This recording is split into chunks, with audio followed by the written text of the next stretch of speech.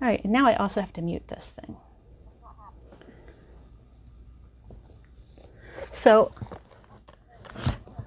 I am a Droid person, and I don't use my iPad very much, and so this is killing me here.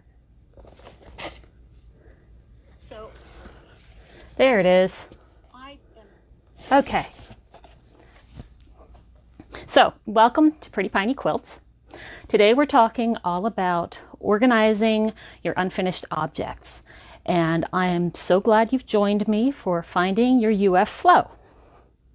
Today we're going to look at why UFOs happen, how to decide what to do with them, and then how to set yourself up for success with future projects so that they don't all pile up ever again. Maybe they will a little bit, but it won't be quite as overwhelming. So if we've never met before, my name is Becca Fenstermaker, and I'm a quilt pattern designer and an art quilter.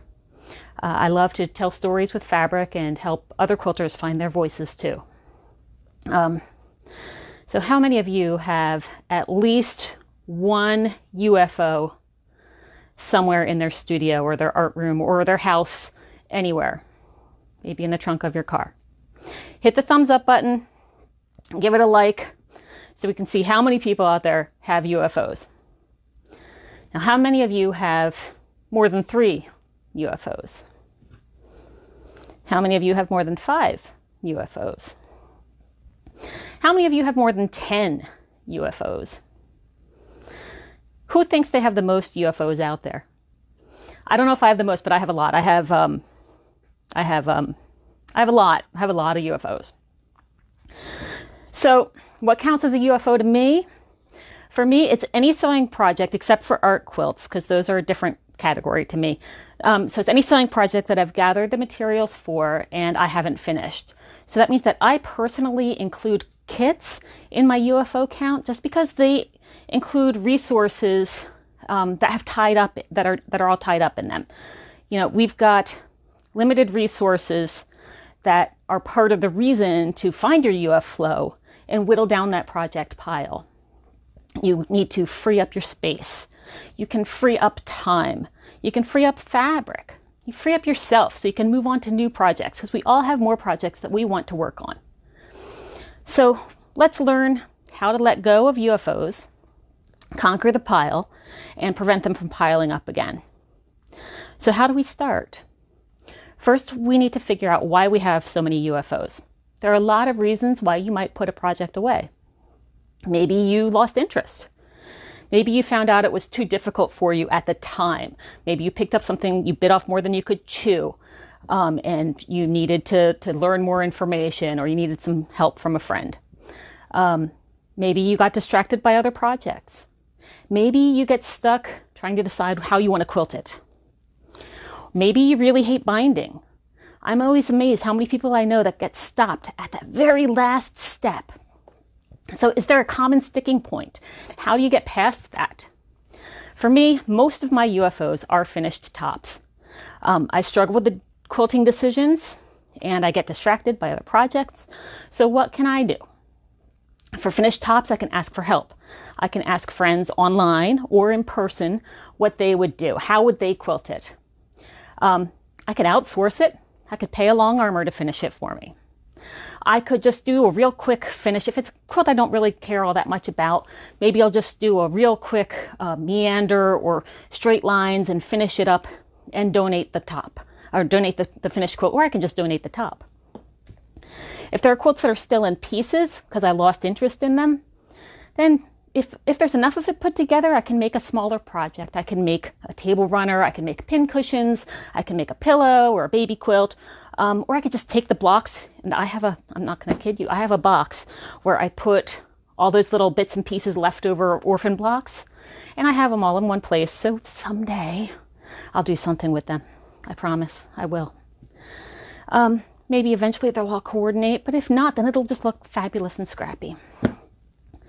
So I created a basic flowchart to help me with making those decisions. If you subscribe to my newsletter, you'll get a PDF with my UFO prevention toolkit attached to the email or embedded in the email. And it has the flow chart, and it has a project organizer on it. And I print each one double-sided on cardstock, and then it holds up pretty well because I don't know how long these UFOs are going to be here. So it's just a guideline. The flow chart is just a guideline. It's not perfect. It's very general. I don't necessarily follow it to the letter. There might be a quilt that I don't love so much, but it's so close to finish that it would be really satisfying to finish it. So sometimes I don't follow it necessarily, but it is helpful to me. It helps to focus my mind and give me a sense of what kind of options there are.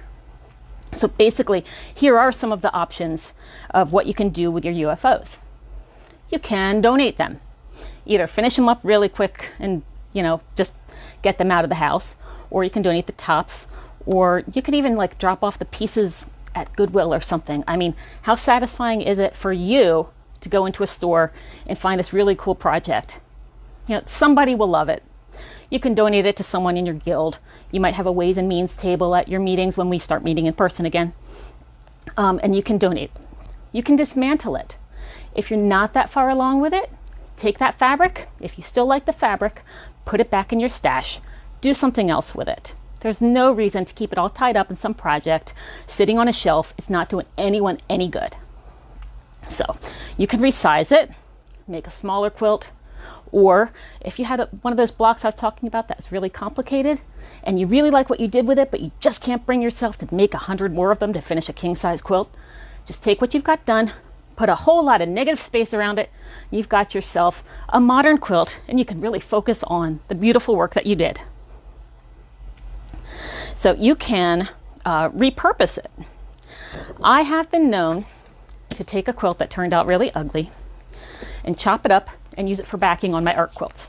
So this was our challenge was recycling or something. And I recycled a quilt top into the back. I just chopped a piece of it off of there and just put it on the back of the art quilt. If you have a bigger top that you just don't like so much, there you go. You've got a backing already pieced. You can also use them for practicing quilting. I've got this one, which was part of a quilt along with Jessica Scoltetti in 2016 or 2015, which I like a lot, but I just never got it quilted. It'll be perfect for practicing on.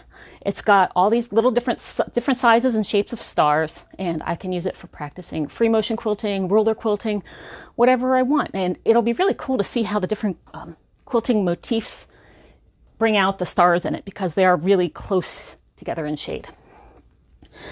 You can always outsource it, which is what I'm going to do with my Magnolia Mystery quilt. This one has a lot of negative space in it, and it's a big quilt. It scares me. It's beautiful, but it scares me. So I'm probably going to track down a long armor and let them have a little artistic license and finish that up. You can toss it. I've maybe thrown away 1 or 2 UFOs ever. It is a last resort. And I know a lot of people may be recoiling in horror. No, you can't do that. You worked so hard on it. But it might just be ugly. It might be so bad that you're embarrassed to show anybody what you did years and years ago. Heck, if you want to, you can just like frame it as is and put it up on the wall as a trophy to show people how far you've come. But you don't have to keep it. You don't have to finish it. You don't have to give it to anyone else. I give you permission to throw away the ugly quilt that you don't want to finish making. You can, this is my favorite, make a plan and set a deadline. I'm one of those people who does really well with deadlines. So what I have set up is, this is the one for Starlight, Stardark, which is that one. You follow the flowchart, you make a decision, and at the bottom, you write today's date, what you decided to do, and what your plan for action is. So I wrote on here, practice quilting on home machine, FMQ, and ruler, based and have ready by fall 2020. So now I have a goal. I have something I can write on my calendar, how I want to get it done. I can squeeze it in with whatever else I have. I'll put on my calendar a time to go in and review all my UFOs and the decisions I've made.